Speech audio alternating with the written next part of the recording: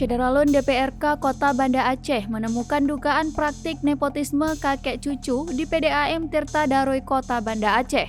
Dalam temuan itu diduga karyawan yang bekerja di perusahaan yang mengurus air bersih di Kota Banda Aceh ini diisi oleh keluarga secara turun-temurun. Temuan ini kemudian dilaporkan ke Ombudsman Perwakilan Aceh. Direktur Utama PDAM Tirta Daroe, Teku Nofizal Ayub, tidak membantah soal temuan DPRK tersebut. Tapi, dia mengatakan tidak semua karyawan PDAM Tirta Daroe punya hubungan keluarga. Menurutnya saat ini pihak manajemen PDAM Tirta Daroe sudah meminimalisir penerimaan karyawan yang memiliki hubungan keluarga. Nofizal Ayub menjelaskan, pihaknya tidak melakukan rekrutmen secara terbuka karena akan menjadi persoalan baru.